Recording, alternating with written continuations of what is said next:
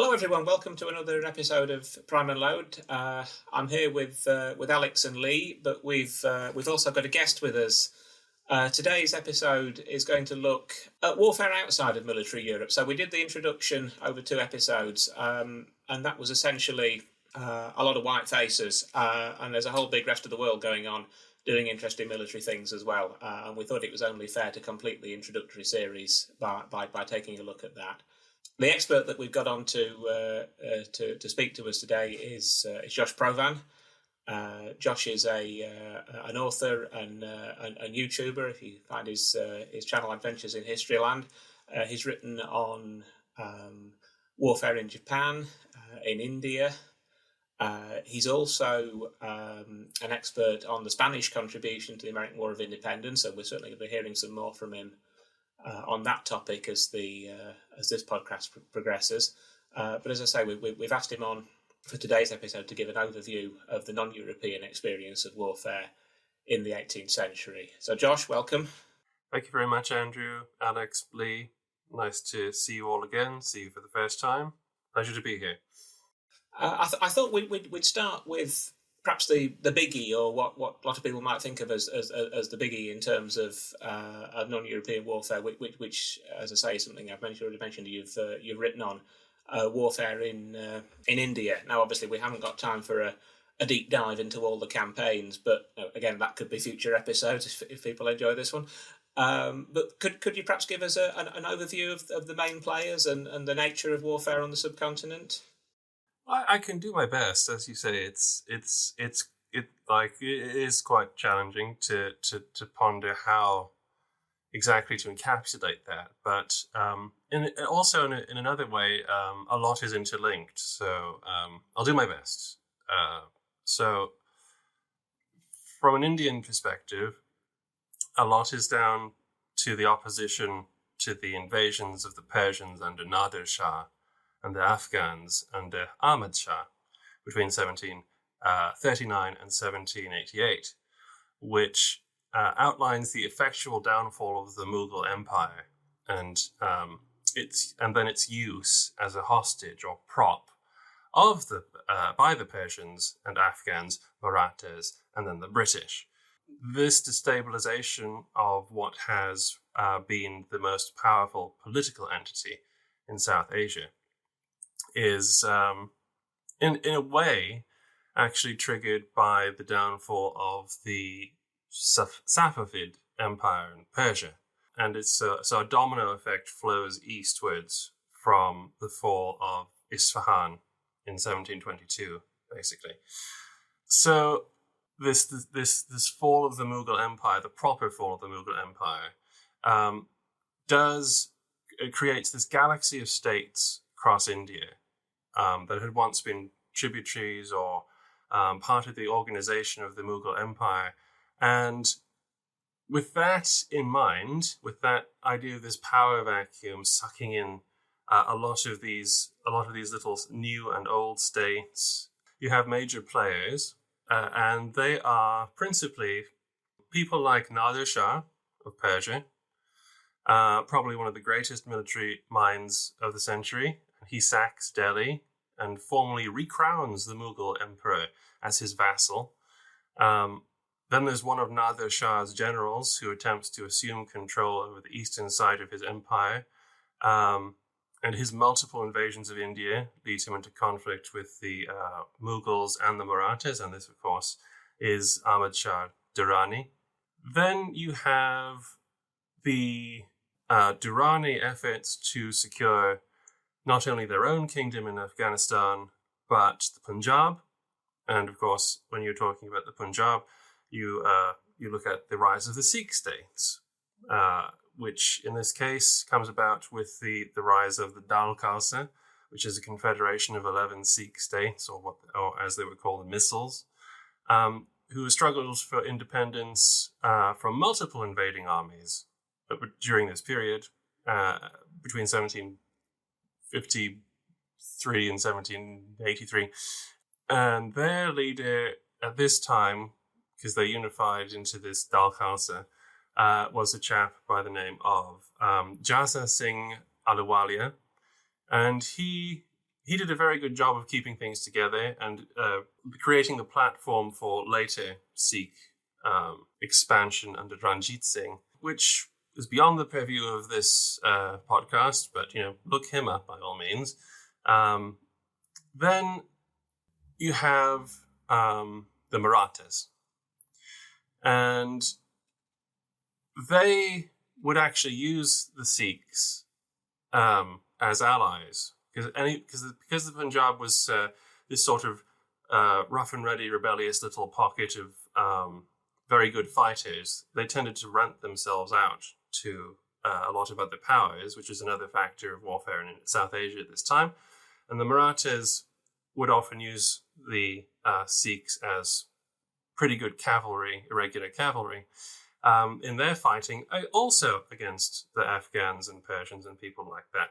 And for the Marathas, especially after the defeat, their own defeat at Panipat, because they had been on the rise up until the 1760s, the Marathas don't have, say, a single unifying figure because they are a confederacy of different states, the most powerful of which is led by a gentleman by the name of Mahadaji Scindia. And he is a veteran of Panipat, and he restores Maratha power and fights successfully against the Afghans after the third battle of Panipat. And then, towards the southern end of the Maratha domain, if you wish, you would have the states of Hyderabad and Mysore. Now, British listeners and anybody who's read the Sharp books will immediately understand where Mysore is. And this is an anomaly that comes out of, again, the sort of the fall and destabilization of the Mughals. Nobody really saw this coming because originally a small Hindu state which gets taken over by a very successful Muslim general and his son. And then it attempts to exert itself independently against everybody until its eventual fall in 1799 at the hands of the British. And I don't feel like that does the period justice, the military century in South Asia and the Middle East justice at all. But it's as close as I can come in a reasonable amount of time. So can you tell us, Josh, functionally, what do these armies look like? What are they composed of? What does our artillery and infantry and cavalry look like in South Asia and perhaps Persia at this time? It's a mix of old and new. I think that a lot of the armies, especially through Persia and towards the Mughals, take inspiration from the Ottomans to some extent. So you have large, vast armies of levies that circle around a very disciplined core, which is usually the guards and rulers and sort of important sub-vassals of various principal rulers and the principal ruler. So, for instance, in the case of Nader Shah, who seemed to just have a knack for knowing one of those sort of intuitive military minds, he counteracted the power of the Afghan cavalry, which he was predominantly fighting through the early part of his career, by knuckling down with disciplined ranks of Iranian matchlock musketeers and decent artillery. And then he added to that mobility from traditional cavalry sources. A lot of the traditional warfare in South Asia and across the Middle East is cavalry-based. There's a lot of room to ride. There's also a great tradition of going to war on horseback if you're worth anything at all. And so that is how the Afghans principally do their business, and that's how the Persians do their business. But Nader Shah changed the game a little. The Mughals have this ridiculous, enormous army that they put together from all their vassals, and it's a very similar system. When the word goes out to go to war, you call out to the princes who run the rest of your domains and say, "Bring your army to Delhi," basically, and then we'll form that into the rest of the army. There will be a corps of men that you maintain yourself. A lot of them will be, the best ones will probably be the cavalry.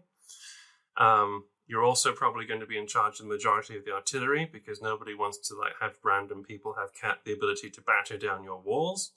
And the Mughals had perfected this system of basically out-logisticking or out-organizing their enemies by the fact that they could transport 100,000 men very easily to whatever supposedly invincible city you had, and then render it to rubble with immense amounts of artillery. And the tradition, of course, as well, was that alongside that army, you took about twice the amount of camp followers and logistical staff and merchants, and you could have. It doesn't seem feasible, but you could have up to 200,000 people following that army. It is verifiably something that happened, and it happened in Iran, happened in Afghanistan, happened in India. So warfare is quite slow, which is why when people like Nadir Shah and the Afghans get going with their more mobile, flexible forces, they can do an awful lot of damage. Same with the Marathas. By the 18th century, they had come up with a really flexible idea based on their strength in cavalry, especially light cavalry.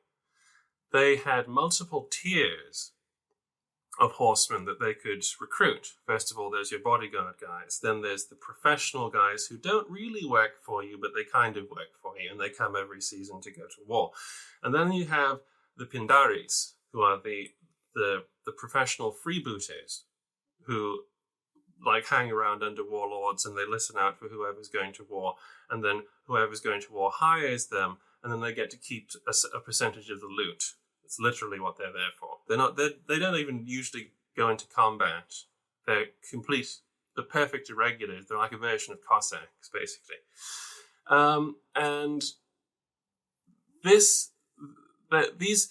really kind of strange that these sort of cavalry forward armies can achieve results, but they can, especially when the Maratha Confederacy solidifies after the Battle of Panipat, because they run their confederacy on the basis of kind of a protection racket. They demand that vassal states give them what they call the chat, which is a tribute to them. And if you don't give that to them, they will send their horde of cavalry backed up with their artillery train, the Mughal-style artillery train, and they will lay waste until they get it from you. Now, the bonus of being allied to the Marathas is that they will do that to your enemies. So traditionally speaking, this is the sort of modes of warfare. It's still quite it's either incredibly flexible, or it's very rigid, depending on who you're dealing with. And you've mentioned Third Panipat a couple of times now. For an American audience, could you explain the significance of what happens at Third Panipat? The Third Battle of Panipat is realistically, it's the long-winded result of the conquest of Nadir Shah in Persia, because during his conquests, he recruits a lot of people into his army. A lot of them are Afghans. One of them was a political prisoner at the time. I think it was about 1739 when Nadir took Kandahar. And he releases a Afghan petty nobleman of some sort who's being held prisoner by the name of Ahmad Khan Abdali at the time, who changes his name after the death of Nadir Shah to Ahmad Shah Durrani, which is a derivation of something that means pearl of pearls. It's very, very flowery. Now, this guy is important because he became one of Nadir's trusted generals. And in fact, there is one account that says that Nadir had sort of envisaged that Ahmed would succeed him in some way. And so he tries to succeed Nadir Shah. And he the day of Nadir's death, he lights out of the camp with the Kohinoor diamond and the royal seal just to make sure that he has some, he can go back home and become Shah, which he does. He then spends the rest of his life basically carving out what is called the Durrani Empire, which is in modern Afghanistan down into the Punjab, and towards what was called Khorasan as well. But he's constantly at war with his own chiefs, his generally people who think he shouldn't be in charge, the Persians, and he goes about 8 times into India, what was India, which now obviously includes Pakistan. And he has a lot of trouble conquering the Punjab because of all the Sikhs in there, and they're very difficult to defeat. He can't stay long because he's always called back to deal with internal problems in his own empire, so that he never completely crushes opposition. But he basically goes down into what was known as Hindustan on just massive raiding expeditions, basically, with the basic intent that eventually he wants to replace Nadir Shah as the overlord of Hindustan, because of that whole thing about Nadir recrowning the Mughal emperor. He wants to kind of be the boss. So he's already fought battles at Panipat by the 1760s, when he returns on the last and one of the biggest of his great missions down here to secure Delhi, because he is the protector of Delhi and the emperor, sort of thing. This talisman that sits in the great old Mughal capital that everybody now wants to get control of in order to authenticate their rule. And the Marathas oppose this move, and they meet at this incredibly large and dramatic Titanic battle at Panipat, which is quite close to Delhi. And the Marathas are decisively defeated. It's one of the turning points in Indian history. So, Josh, I'm sorry. I think I want to backtrack just a little bit so that I can get kind of my mental map in focus here. So we've got, and please correct me if I oversimplify if I'm mistaken. So somewhat at the beginning of the 18th century, there's a Persian Empire that includes India. And when that falls, India has a bunch of separate states that are kind of all vying for power amongst each other, as well as the previous powers that ruled India. Is that correct? That is very close. So what you have is, at the beginning of the 18th century, you have various well-established empires. None of them are feeling too well.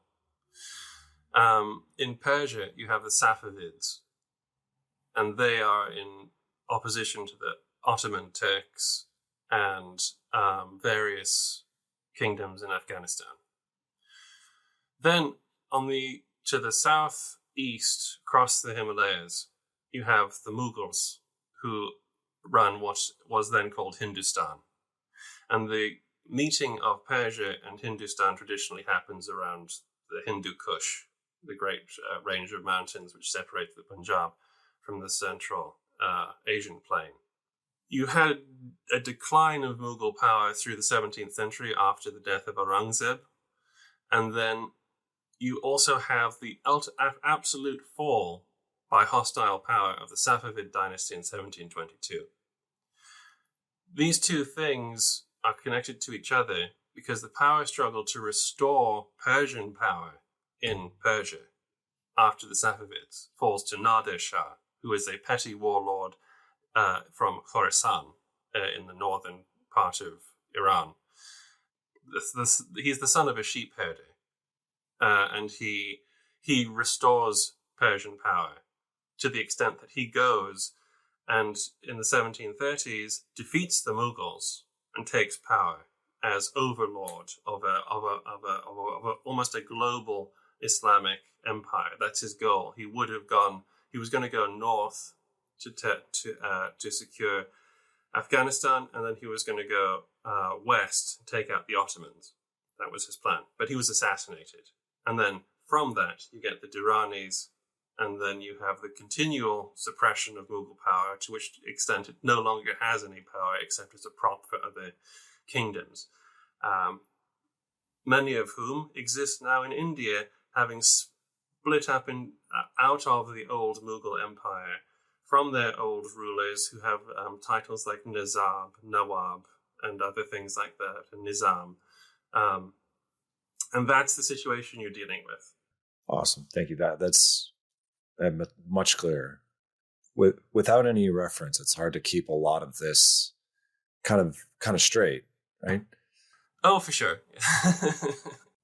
And so I want to sort of dial into something that you said earlier, Josh, about Nadir Shah and the importance of Iranian musketeers in his armies. Because I'm obviously, as you're aware, in kind of the broader historiography of European warfare in the transition between the Middle Ages and the early modern and modern periods, there's this event that we call or fight about called the Infantry Revolution. And so obviously, as I hope you're going to tell us, there's almost like a military revolution happening in the Asian world at this time. Does infantry play a role in that? Is it focused not so much maybe on technology or tactics, but logistics or economics? I mean, what does this military revolution look like in South Asia? Well, you're absolutely right, Alex. There is a military revolution that occurs across the Middle East, and especially in South Asia, especially as the century wears on. You've already had, in the 17th century, the introduction of matchlock technology. The Ottomans utilized this extremely well, and the Ottoman use of it, I think, informs its use in Persia. Although, the further east you get at the beginning, it's still mounted warfare that counts. So what happens, though, is that individual commanders like Nadir Shah realize that firepower, if used correctly, can offset highly mobile enemies with more men. And so he buckles down with disciplining his Iranian infantry and arming them with as many matchlocks as he possibly can. So he has a good bulk of firepower that he can lay down wherever he needs it most, usually to protect his artillery, which again, artillery is really where the revolution starts, because everyone starts to create a massive park of artillery. And in the 18th century, there is still a traditional counter barrage of big guns, some of them ridiculously large, that you bring to the field, partly as a status symbol. And so that's a revolution in Iranian warfare. It helps Nadir Shah get an edge. In India, in Hindustan, it's still very artillery-based. And they do use musketeers. It's not an unknown quantity to them. They just it is very much more about organization, and the Mughals by the 18th century they don't have a great grasp on how best to use firepower except in a siege context, and so they get very easily beaten about by people who do. Nadir Shah completely does a number of them when he crosses over and sacks Delhi, because he is in full control of everything and he has a very flexible army. It's very much still about how you, in the age before fixed, regular, professional bodies of troops, it's still very much about the commander. So people like Nadir, people like Ahmad Shah Durrani, they are good commanders. They train their men, they tell their generals what they want them to do, and that is executed. But there is an increasing dependence as the century goes on of firepower. And if I return to Third Panipat, there's a very interesting element of the Maratha army in the 1760s, which has been it's sort of like a test case. Because during the 1750s and 1760s, of course, there's been a big war happening in Europe, and that is a global war. I won't use world war because that gives the wrong impression, but it was fought on a global scale. And a lot of fighting happened around Pondicherry in what was called the Carnatic. They're literally called the Carnatic Wars, actually. And you have French generals like Debussy who employ Indian troops and drill them like Europeans. The Marathas have hired a guy called Ibrahim Khan Gardi, who was one of Debussy's guard commanders. And he raises a brigade of about 10,000 men, cavalry, infantry, and artillery. And he trains them like he's been trained. And they're called the Gardis. And they stand like a rock at Third Panipat under immense Afghan artillery fire, cavalry charges, infantry charges. They are eventually broken, but the stand of the Gardis has a very big effect on the minds of people like Mahadaji Scindia, who escaped the disaster. And he goes away and he forms his own corps of regular infantry in the second half of the 18th century. And this is sometimes called the Army of Hindustan. And this is multiple brigades of sepoy-type troops, supported by artillery, supported by regular cavalry. And these guys become the most feared soldiers in India. There's nothing they can't take. There's nowhere they can't march. Their only weakness is essentially their officer corps is a conglomeration of mercenaries from around the world who can be bought off quite easily. So you have a massive push from it's not just the Marathas, you have a massive push from every kingdom to get a regular corps in their army so that they have this rock that they can depend on when things go wrong. And this regular corps, is it being trained like in that French style like you were talking about, that European style, or are they being trained in an Indian style of warfare, or is there some sort of combination of the two? So yeah, there's multiple ways of looking at it really. That every sort of person from a military background, a military family, in quotes, a military caste, if you want to go into that direction, will have training in arms. There'll be probably a good shot with a musket, a matchlock. Matchlocks last all the way into the Victorian era. They're actually very good weapons. A lot of people keep them, and you can fire them from horseback, and there's actually treatises of how to do that way into the early 1900s practically. But yeah, so everybody's going to know how to, usually they'll be trained from birth or at a young age how to ride, fight with a sword, use a lance, shield, traditional stuff, use their pistols, use bows in some cases. And then as well, if you read the in quote, memoir of James Skinner, you'll have an idea of how a young, well-to-do boy would acquire the use of arms, and what a officer in the Army of Hindustan would be required to know to be impressive, to stand out. They were very, very talented men in martial arts, basically at an independent level. But Ibrahim Gardi had been trained in the French style and the European style as well. So he knew the, in quotes, science of artillery. So you need lighter carriages to maneuver them, to keep up with the infantry. You need, and of course, the discipline of regular infantry, of disciplined infantry, that are not using matchlocks, they're using flintlocks. And that's a whole different advancement that allows you to do things in a different way.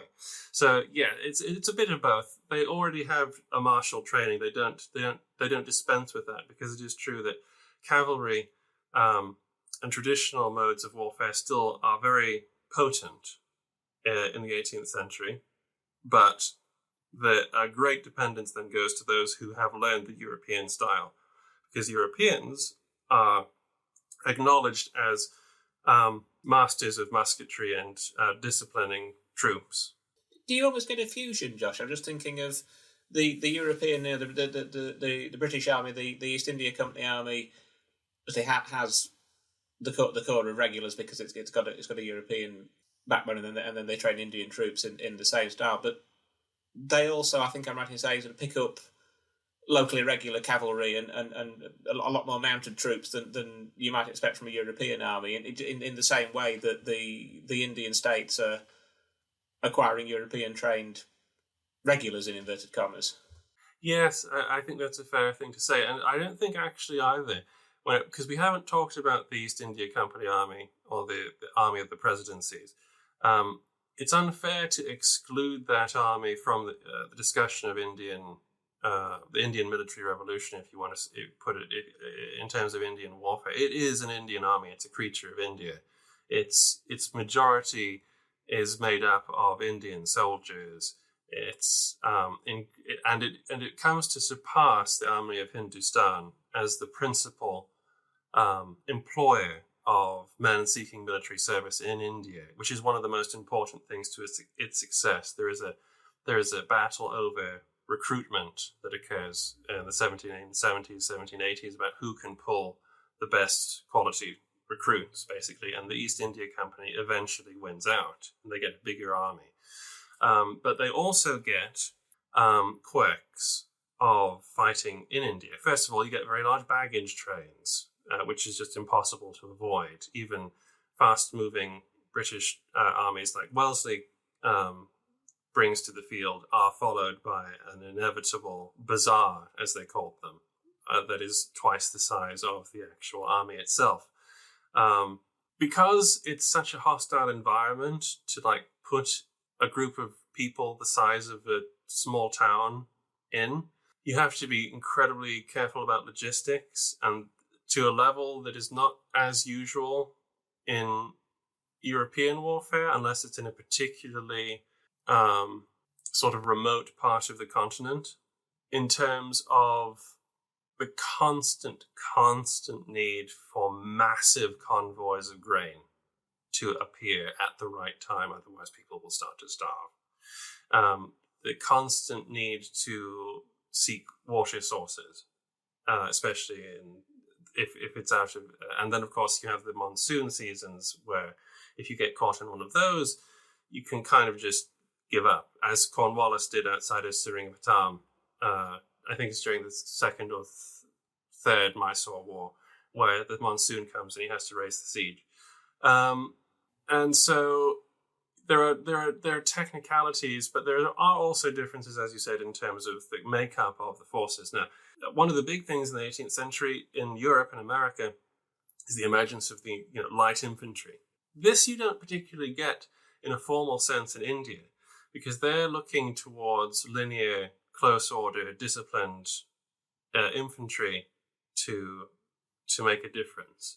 However, the traditional part of the Indian armies do include what you might call skirmishers. They're just not really classified as such. But because they're so focused on cavalry warfare, it transfers itself in that direction instead. And as you say, Andrew, you get the British recruiting basically, in some senses, Pindari bands, and the cavalry of local rulers, or recruiting the cavalry of defeated enemies and making them into irregular regiments who will go out and do all the things that the irregular cavalry, that the Pindaris, that the Marathas, that the Afghans are so good at for the British. This is where Skinner's horse, the story of Skinner's horse is a good example of that. As I mentioned before, if you look up the story of James Skinner, you'll see what I mean. And so you do get these sort of, the irregular forces, in quotes, are the fusion area for the British in terms of something that you don't really get in Europe for certainly the British Army, for the French Army. And this happens to an extent with the infantry as well. Lord Lake does attempt to start introducing light infantry to the sepoy battalions, but doesn't really go very far. Instead, what they do is they wholesale recruit Punjabis and Gurkhas as a regular infantry to go and fight in the mountains and stuff, because it's like they have this idea of the martial classes. So people who fight in the hills are Gurkhas and Punjabis, and people who fight on the plains are Bengalis, and that sort of thing. So, Josh, can you we've been focused a lot on South Asia and Persia. Could you briefly take us on a tour of what else is going on significantly in sort of the military world across the East Asia, places like China and Japan that you've written about? What does the 18th century look like in that world? Yeah, so for a start, there's China. And if you're going to, there are, as we've seen, some of the great military minds and campaigns of history actually happen in the East. We just don't know about them because we're focused on 7 Years' War, Spanish Succession, all the endless amounts of wars of succession, and the revolutions of the 18th century in Europe. But which are quite important. To be fair. Yes, absolutely, yes, they're fascinating. I mean, and they're pertinent to us as well as Euro Americans as well, because that's where we live. They're part of our joint history, so to speak. But there is similar examples of important wars and leaders across the world. And so you have people like the Emperor Kangxi, who is the Emperor of China, the Emperor of the Qing. And he is the last Chinese emperor to verifiably lead an army in battle, and he extends the Chinese Empire out to Tibet and across Mongolia, and he fixes the border of China and Russia along the Amur River when he fights or sends generals to fight the Cossacks who have been trying to encroach on that area. He's a very important person in the sort of the expansion and solidification of what we come to know as the Qing Empire. And that is continued by his grandson Qianlong. And he is famous for the, in quotes, 10 great campaigns of Qianlong, which occurred during his reign, though I don't know exactly. I think there is debate as to whether he was actually the general or whether he just ordered it to happen. But this is a military, the military policies of Kangxi and Qianlong are incredibly important for the progress of history and politics in East Asia. And they also have an effect on South Asia to an extent as well, because the Qing have this long-running war with people that are called the Jungars, who are a Mongolian Khanate from the breakup of the old Mongol Empire. And the pursuance of the war between the Qing and the Jungars leads to a confrontation over Tibet, which is eventually made a Chinese protectorate in around 1721. But the pressure exerted on the Himalayan line causes a great deal of opportunity for kingdoms in the Himalayas to expand as well, and that is, in this case, I'm going to throw at you the rise of the Gurkha kingdom, and that is principally led by a guy called Prithvi Narayan Shah, and he unites the Nepali kingdoms under his own Gurkha kingdom between 1742 and 1775. And then they continue to fight on, expanding until they hit the Sikhs and then the Chinese again and the British, which halts Nepali expansion across the Himalayas. Then in Japan, skipping along, whole centuries worth of whole libraries worth of stuff probably, because if you mention Qianlong or Kangxi, you're looking at proper scholarship. In Japan, they don't fight any serious wars that I know of during the entire 18th century. This is called the Edo period in Japan. It is literally called the Great Peace. In that from the Shimbara rebellion in the middle of the 17th century to the appearance of Commodore Perry, practically, they don't have to draw a sword against a foreign invader. But the rule of the shoguns is famously a military rule. Their government is nicknamed the Bakufu, which is slang for military government.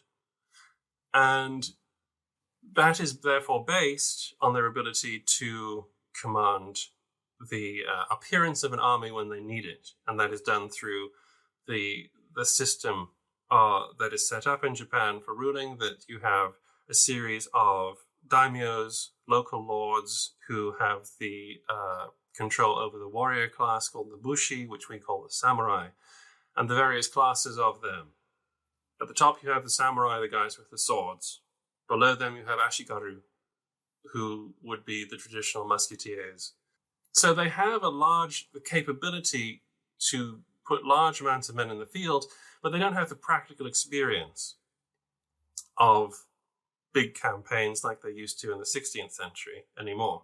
They are at the height, possibly, of their sort of cultural and societal progress, because they are cut off to an extent from a lot of the rest of the world. But in terms of military progress, they stagnate pretty fast during the 18th century. Like in the 17th century, they and China could probably take on a European army and win.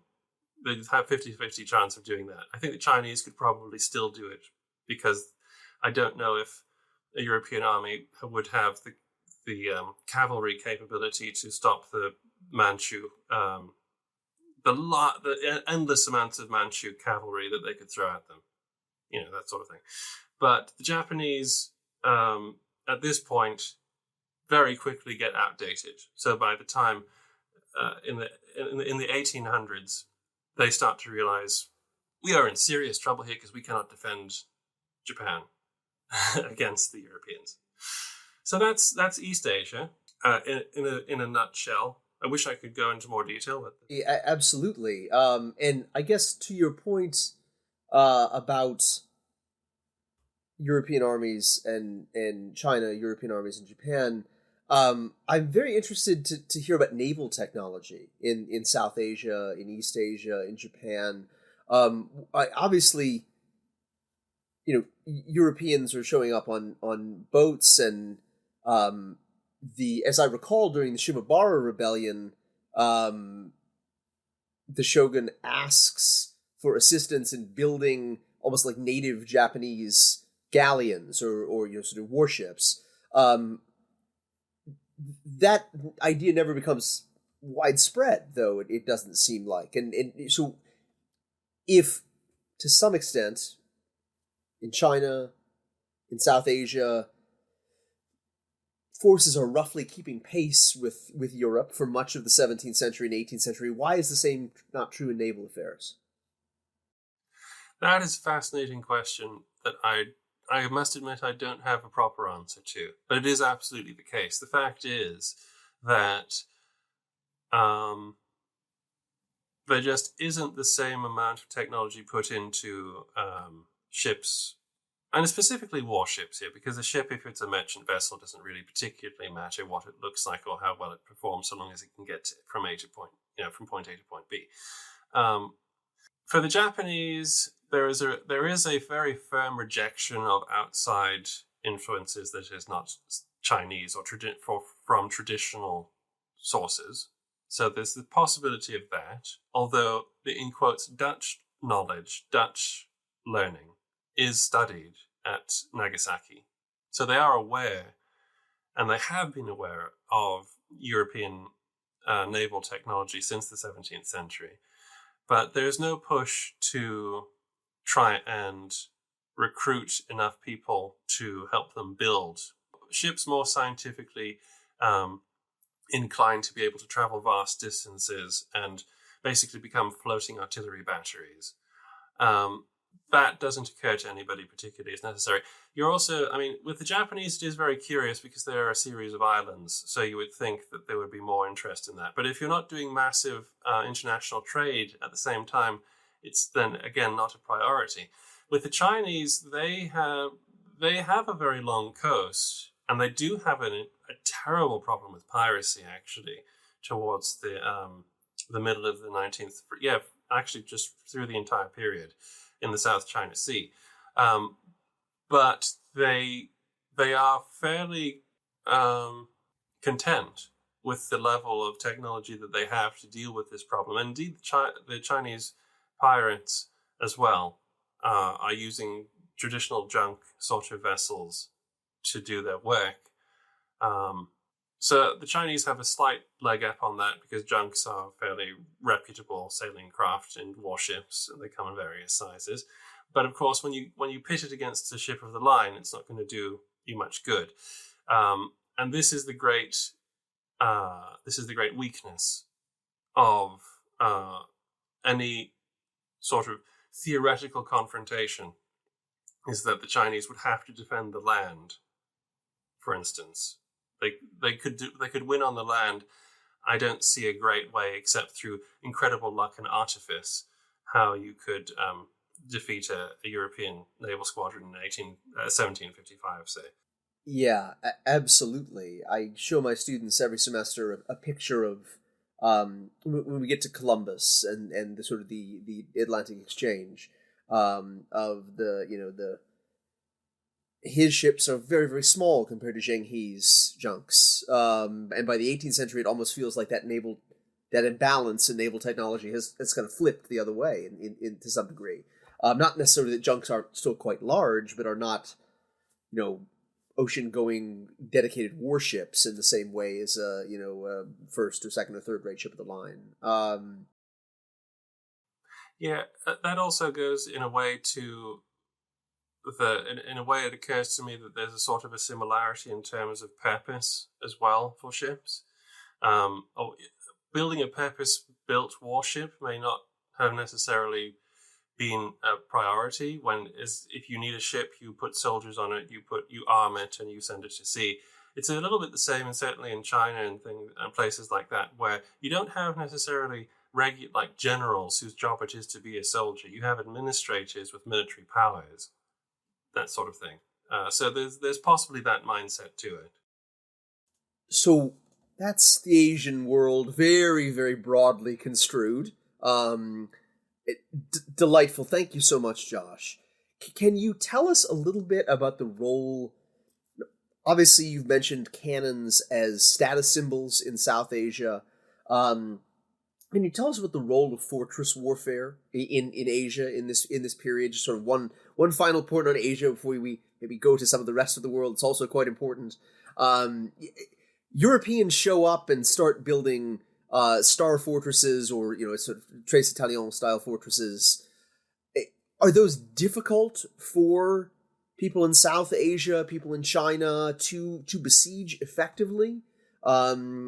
The artillery, obviously, to some extent, the artillery transfers from Asia to Europe, so it might seem developmentally that Asian artillery, Ottoman artillery, say, in the early modern period, would be superior to European artillery. What does this look like in fortress warfare? Well, for a start, you're right. Most Europeans acknowledge the superiority, at least in casting, of gun barrels in Asia. It doesn't matter where. The smallest princely state, as in quotes, in India, tends to have excellently cast artillery. It shocks a lot of people when they, say, for instance, visit the Maratha foundries and they look at them and they're like, "We're not making stuff like this." What is he? Europeans were fascinated by it, and throughout the period as well, Indian artillery batteries were rightly feared for the utter havoc they could cause on an advancing force, because the British never, for instance, approached an Indian army with any respect whatsoever, and they got royally beaten up for it, despite winning the battle in the end.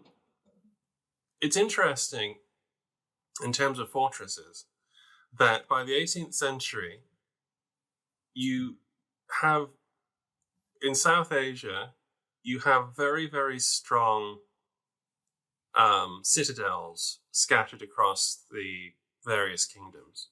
Every kingdom has a supposedly impregnable city that has never been taken before. And that goes across, that transfers to Persia and Afghanistan as well, where you have a lot of rugged landscapes to help reinforce the actual building. And so you have this sort of sense of the fortress as a status symbol as well. Some of them are magnificent. Some of them are truly impressive works of engineering. But they are big artillery targets.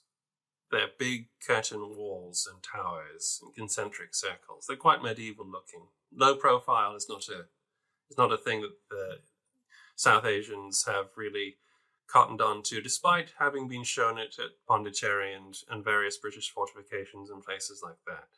In fact, Indian armies don't tend to try and besiege British or French or Portuguese. Or after I'd say after the 16th century, you don't get a lot of sieges where an Indian power will present itself as a target outside of a European fortification very long. However, the after the British kick the French into touch, they basically decide on a kind of a doctrine of incredibly rash audacity against any Indian fortification. And I write about this a bit in what I hope will come out very soon in Zach White's Siege Warfare compilation. It's the company style is what I call it, where it doesn't matter how few men you have, doesn't matter how few guns you have. If you come up in front of an Indian fortification, you attack it and you find a way in. And weirdly, there's always a way in.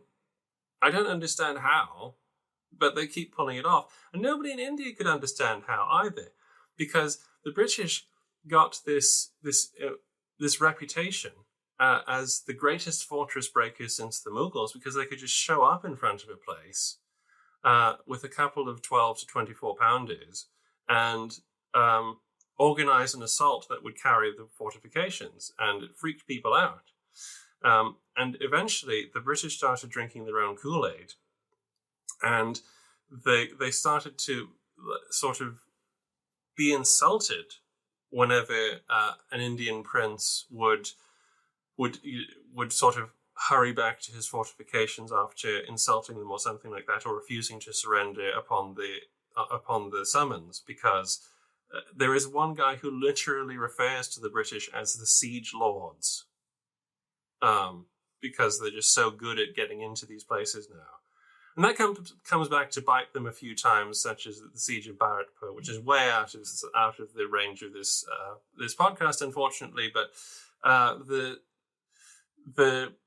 in fact, actually, it's not so much the field battles that the British conquest of India is hinged upon. It is their ability to take whatever city they come across, and that is a part of the military revolution that the Indian kingdoms are a little slower to get on top of.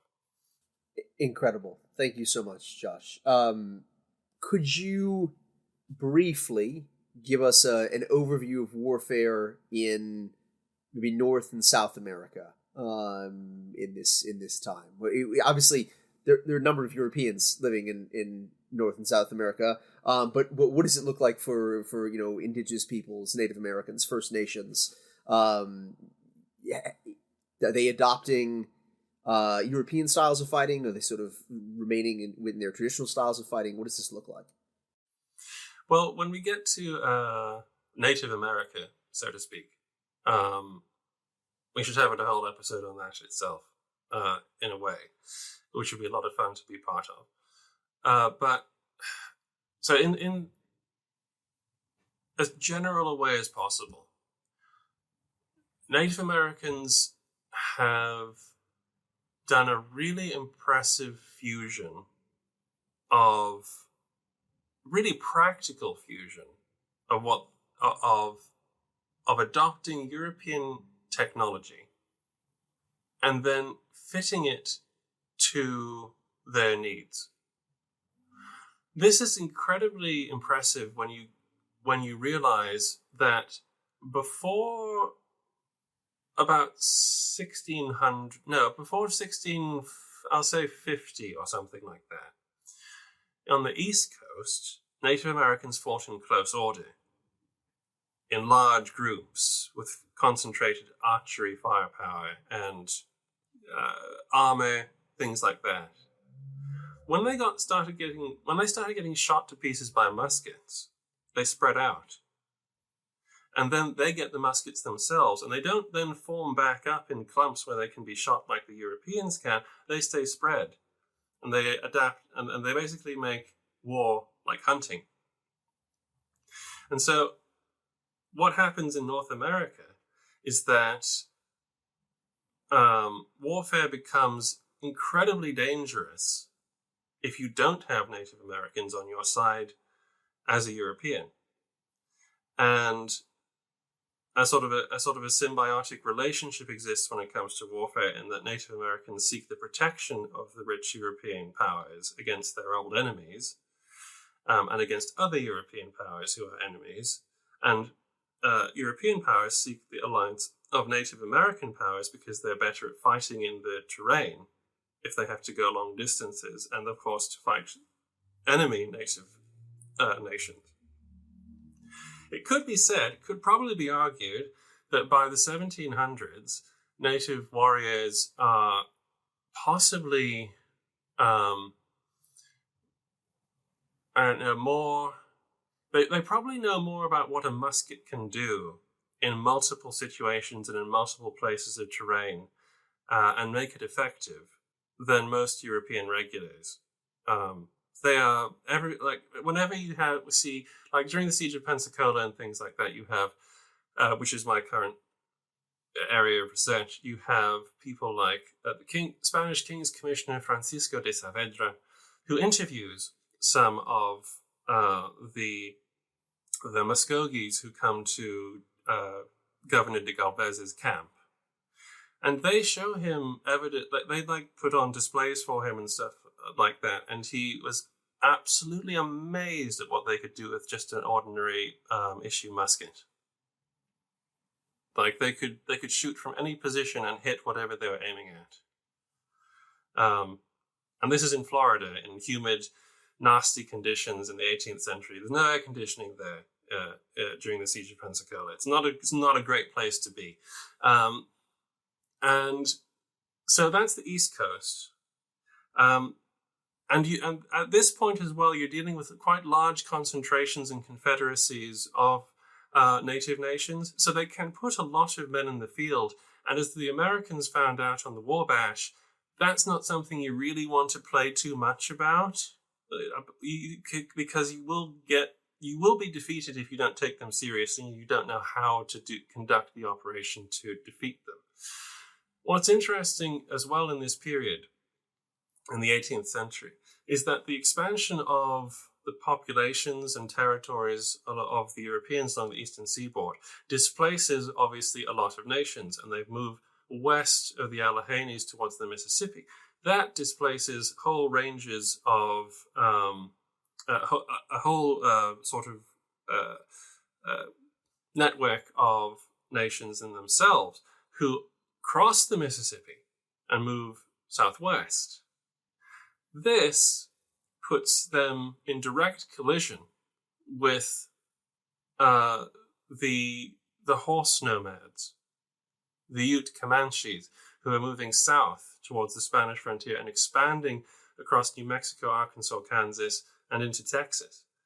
And so, often driven by French incentives and trade incentives and muskets and things like that, and the placing of trading posts and the various political necessities of the European powers, you have this sudden emergence in the plains there, in the southern plains, of the Comancheria, as the Spanish called it, which completely upsets.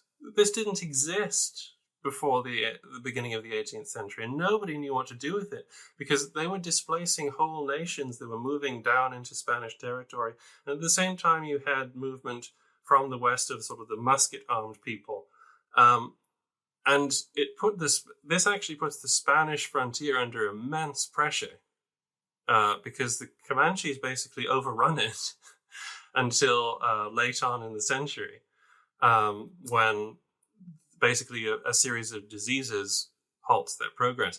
Now, of course, the difference between the prowess of the eastern nations, who are exceptionally good at irregular warfare, raids, skirmishing, some of this is fueled by recognizable factors like access to land resources, and some of it is honor-based, because a lot of these nations, for a lot of these nations, the requirement to manhood is to have fought in a war. The difference, of course, between, say, the Chatas or the Choctaws and the Comanches is the horse. The Chatas are good riders. The Spanish said they were incredibly good at with their horses, but they didn't fight on them. Whereas the Comanches live on their horses.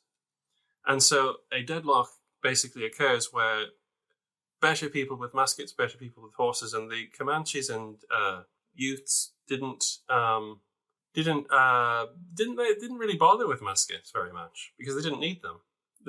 Nobody could shoot them off their horses, because they could do all the tricks where they could dive down behind the animal and keep it riding and drop it to the ground and then get up on it. And of course, the musket and the horse are two European imports to to what is now the United States. But it's an interesting sort of almost perfection of irregular warfare with introduced means that you get in the 18th century. In South America, the Spanish have a pretty firm hold on what's going on in the empire. You do get very dangerous rebellions, predominantly from the in quotes indios, the Indians. You have to completely change your vocabulary when you go south of Texas, basically.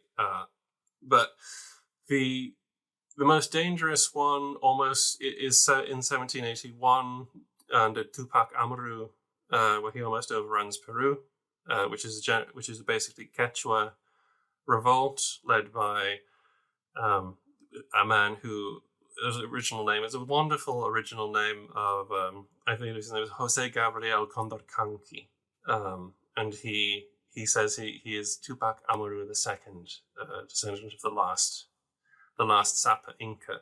You also get wars inside New Spain against the Apaches in the 1790s, and various other limited threats, I suppose, to be fair, against the viceroyalties, because only Tupac Amaru's had this scale that was really going to do anything dangerous, and that quickly lost its impetus once the Spanish recovered. Though I did find stuff in the National Archives that the British were aware that this was going on, and I'm pretty sure one governor absolutely said, if you can find this guy, tell him we have weapons for him. Yeah, I mean, it's a recent, I can't remember the title, but a recent history of Tupac Amaru's rebellion actually did the legwork and said, well, Tupac Amaru probably has more men under arms than George Washington at key points in 1781. So it's a fascinating thought experiment. And I texted one of my my colleagues. We were both preparing for our comprehensive exams, and of course, getting our PhDs. And he's a bit more of a patriotic American than I am. I'm a good bit, but he texted back, "Well, the flag of the Republic of Amaru isn't on the moon, so who had more soldiers? Maybe that's not quite as important."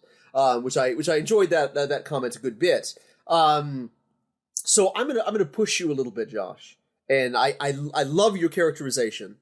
But if Native Americans are so wonderful at using the horse, and they're so proficient at using the musket, why don't they win? Multiple factors. Okay, good. Explain. Yeah. First of all, I guess in no particular order, population is a massive problem. Connected to that, implicitly, is the way they fight and why they're fighting. Everybody on this call will know that European commanders who get allies from, the Haudenosaunee or, the Cherokees or something like that will say, oh, these guys are so useful for hunting and scouting and stuff like that. But when we actually had to fight, they all ran away. They're useless, send them home. That sort of thing. Well, the reason for that is that the specific aim has probably been met. That they went there to get their warriors blooded, basically. That although they are a collective society, they are a collective society of individuals, and when someone wants to go home, they can go home. It all depends on the leader to control the warriors. So if you don't have a leader that has incredible charisma and respect, he will not, like Tecumseh in the following century, and people like Joseph Brant, a guy I've been looking at recently who was at the Siege of Pensacola with the Choctaws, called Falanchi Osabe. These people could hold their warriors together because of their aura, basically, because of their reputation. So, for a start, native warfare is very destructive, but only for a limited period of time.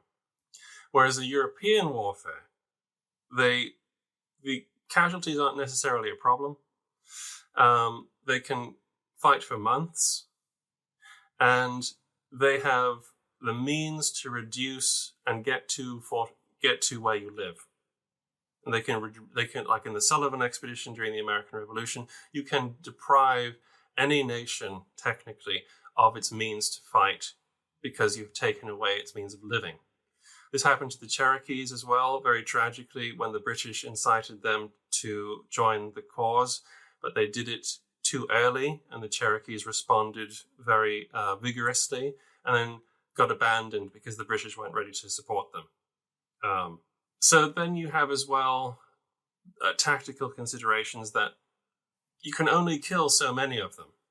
You can wipe out a United States force on the Wabash or something like that.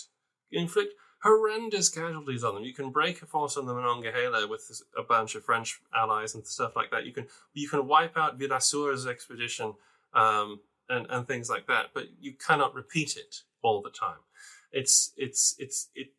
Their means of fighting becomes tied essentially to the Europeans. So unity and population are huge factors in why they don't win. And realistically, unless you're the Seminoles, and you just can't get to the last of them, it's very difficult to actually maintain your sovereignty, especially when the Europeans figure this out and exploit it. I love it. Yeah, I mean, I think to a large extent, it sort of puts me in mind to American warfighting in the Second World War, which is maybe in terms of the exact technology or the way it's being utilized, it's not all there, but logistics is quite important, and sustaining operations are quite important, and being able to do that well is maybe a sort of the core of warfare in some ways, which brings me to another point, which I look forward to your future book on this, Josh, in which you essentially make the argument that there is perhaps similarities between Native American styles of warfare and styles of warfare in Central Europe, where you can't tactics your way out of a really horrible operational and strategic situation. So Native Americans might be great on the tactical level of war. I mean, if you look at, they're fighting during Pontiac's rebellion, right? I mean, they take fort after fort all over the Midwest. But repeating that is hard. And just a number of very impressive tactical wins doesn't necessarily change the entire operational strategic landscape. So at the end of the day, doing trick shots with muskets is fun, but probably the massive, ships of the line that are bringing logistical support over from the European empires are really what kind of make the whole system run. Yeah, that's fascinating. Yeah, there was even one. There was Francisco Saavedra basically said, and even one of the German chaplain Philipp von Waldeck at Pensacola, he says, these guys would make the most brilliant soldiers under discipline, but could they be disciplined? Because the other thing is that the freedom that they enjoyed was not something they generally tended to trade for security. Absolutely. There are letters from Hauptmann von Kreutzberg, who's a Brunswick Jaeger up in Canada, and he says man, if any man who desires a real hunt has to travel for several hundred miles with the native nations up in Canada and sort of go on a hunt with them. It's an incredible experience. I've also put in mind sort of your comment on training there, and connected to your earlier comment of incredible fighting potential, but when the warriors say, we're ready to go home, there's not a lot you can do to stop that. General Forbes in 1758, on his way to Pittsburgh, will become Pittsburgh, has a letter, and I think it's worth for our listeners. This is a quote from General Forbes. This is not Alex saying this, but he says it would be easier to make Indians of our white men, essentially, than to work with what he calls that damn tawny race. So trying to kind of do native diplomacy. Native Americans are incredible warriors, but trying to get them to do what you want to do is sometimes a challenge for these European officers. And so this is why you turn to, maybe the more shady characters of the world like Robert Rogers to go and do what you need, because you can sort of try in his language, make Indians of our white men, train them to fight in this way is maybe simpler than trying to work with native nations. Yeah, it's absolutely the case, and there are multiple evidences through history in North America of white men joining native nations. There are two I know of by name that were involved in the Gulf Coast campaign, who deserted from the Pensacola garrison because they'd had enough, and they enjoyed sort of freewheeling it amongst the Muskogees and Seminoles rather than the garrison at Pensacola. And a major issue that is just slightly to the side of what you were talking about there is as well as the concept of casualties. They can't, like, if a regiment gets severe casualties in a European context, it is going to have an effect at home. So it's going to have an economic toll, but it will not have the utter destructive toll as even 1% of those casualties would have on a native nation, because you are taking away an integral part of that economy if you lose too many men. And they also have to go home for hunting, and they have to go home for various seasons. They're just not available sometimes to come and fight, which is a very big annoyance to some of the European commanders as well. So it is a fascinating thing that we could go on about for hours. Yeah, that question also in native warfare of almost like population replacement is so vital. In Canada, Freiherr Riedesel, Baron Riedesel from the American Revolution, he meets I want to say an Iroquois man who he hears, the Iroquois man hears, or the Haudenosaunee man hears the German troops speaking German, and he starts speaking German with them, and it comes out that he's a kid who was captured from like Pennsylvania in the 1740s, who's a German speaker and has been living among the Iroquois for this whole time. So yeah, population, a huge challenge, and it's one of the reasons why you adopt captives into your society, right, to try and make up these shortfalls. Native American notions of nationality are completely different to European ones.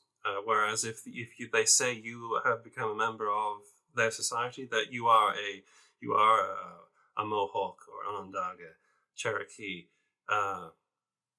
doesn't matter. If they say that you are that, and your children are that. It's as simple as that. It's never been based very much on realistically even where you were born, because of factors like this, and because of it's more about language and culture rather than literally where you were born. Josh, we've whipped across 3 continents already. I'm conscious time is running on, but I mean, very quickly before we wrap up, is there any other key elements from the non-European military world that we perhaps need to know, or our listeners need to know about? So very briefly, and maybe I would need to study it more before we could do an episode on it for sure. But down in Africa, in East Africa, you have the Kingdom of Abyssinia, which is modern-day Ethiopia, Eritrea, Djibouti, parts of countries around it. And from 1755, and specifically, I believe from 1768 or 69, with the overthrow of the Emperor Yasu the First, I think, you have what is called the era of the princes, the era of the judges, or something like that, which is a continuous series of civil wars, power struggles over who controls the king and who wants to be king, practically until the ascension of the Emperor Theodros II in 1855. And you have amazing characters in that, like Ras Mikhail Sehur, who is the overthrower of the emperor I just mentioned. He was the Ras of Tigray. And you have one of my favorite characters from the 18th century, who I only recently discovered when I was doing research for my talk on British adventurers in Abyssinia, Ras Wolde Selassie, who is the last Ras of Tigray of the 18th century. And he maintains power because he has access to matchlock musket technology imported from Massawa. And when he hears the British are in the Red Sea, he has reports of the sepoys drilling with flintlocks on the ships, and he is told that he could wipe out his enemies if he had 10 muskets, flintlock muskets. So he, knowing the power of this, actually tries to get an alliance with the British during the Napoleonic Wars. So this is a very important offshoot of the 18th century, which is in a very Ethiopian way, quite separated from anything that you can connect it to in a way until the Europeans start expanding, militarily speaking, towards the end of the century into Africa. So there's that. I can tease that. I intend to do a lot more work on this subject for a start, and maybe we can talk about that at another time, because I'm going to need to do some legwork on that. But then, as well, in a way, he's the elephant in the room, and you could do a whole episode on him, on this gentleman, for sure, and I have in the past, because I got in serious trouble with the Twitter mob 2 years ago or something like that by saying that arguably this man was more successful than Napoleon. And that man is Kamehameha I, who unified Hawaii during the later half of the 18th century. He again also collects as many muskets, cannons, European ships, and advisors as he can in the most remote place of the Pacific to unify the Hawaiian Islands. And he again, that is again another part of 18th century warfare, which is very important, I think, obviously for the history of the Pacific and Oceania, Polynesia. Well, I remember that exchange quite well, and I mean, successful versus significant. I mean, I think some people were sort of grilling you rather unfairly. I mean, I often say, well, George Washington and Frederick, they stay in power, or in the case of Washington, end up becoming the head of state, and Napoleon doesn't, and then all of the people who have their profile picture as a Napoleonic marshal with like eyes that are on fire will come in sort of into your comments and threaten you with death and things like this. So it's quite enjoyable. But we're getting dangerous in the Napoleonic era. So anyway, Andrew, please continue. No, not at all. I was going to wrap up, but it struck me as a concluding point that perhaps almost the sad element of this in some respects, and maybe China's an exception, maybe one of the two others, it's non-European cultures that are already being, if not directly Europeanized and conquered, that they're having to adopt European warfare. They're adopting European weapons and losing traditional ways of warfare that might have developed before we decided to go globetrotting. Sad sounds very much like a value judgment, Andrew, and I do think that obviously there is a myriad of horrifying effects of European colonialism, imperialism, and I mean, just the body count across the globe due to disease, which we haven't really even talked about, is horrifying. I think it's also worth saying that these are sort of a moment in world history where a lot of local rulers are trying to use European technology and European ideas for their own ends, for their own purposes. I mean, I liked Josh's framing of the question, and of course I'll butcher the pronunciation, but the fellow who Clive is tangling with it at Place, Suraj Abdullah or something like this. He doesn't view himself almost as like a pawn who's subservient to the British, but instead, in some ways, he views the British as subservient to him. You know, he's trying to use Europeans for his own ends. And you know, globalization is certainly a force, and certainly it changes the world. And I was in a fight about 6 months ago now with the menswear guy on Twitter, who you know, sort of comments on men's fashion, and I do agree that there's sort of a horrifying flattening across the world if you look at, you know, cultures transitioning into like black dress coats and menswear as opposed to sort of more cultural, you know, sort of traditional garments that had previously existed across the world. But again, you know, I don't necessarily think that. Maybe as historians we can say like the rise and fall of the Roman Empire. Is it a sad thing? It's a thing that happens, and it's our job to kind of wrestle with it and, you know, look at the horror and look at the impacts and try to make that understandable. I think that as a consequence of certainly overt European domination, I think is definitely a sad thing. It's the fall of otherwise stable kingdoms that had a great deal to offer to their own countries, and it would have been fascinating to see how some of them would have progressed without European interference. I think that what you say is right, Alex, that the reason that the adoption of, if anything, what happened during the 18th century was that European style fighting in a lot of places was just added to the menu, basically.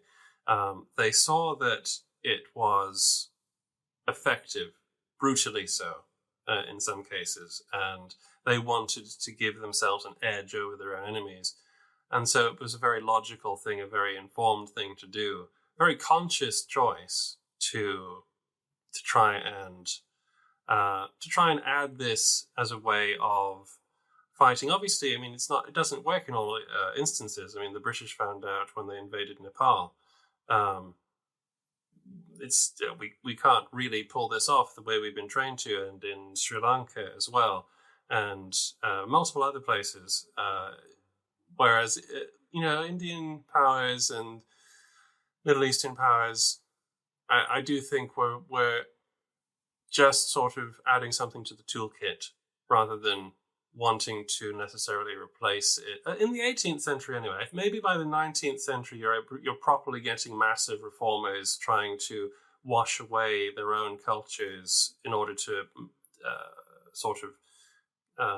make points with the Europeans who have become very dominant in regions. But in the 18th century, it's still very much an open game, I think. Nevertheless, the results are as well, though, Andrew, sad, especially as it eclipses the many warrior traditions are eclipsed in the course of this, and it all adds to the what some may say the tragedy of the last great swathe of imperialism. Yeah, I mean, and not just outside of Europe. I would imagine if you asked King Francis I of France at the Battle of Pavia, are firearms a tragedy? He would probably agree. So, you know, it is the modern world, and the early modern world is absolutely something that brings great change. There's a lot to, I think, be cautious about and wary of, and as I said, horrified by.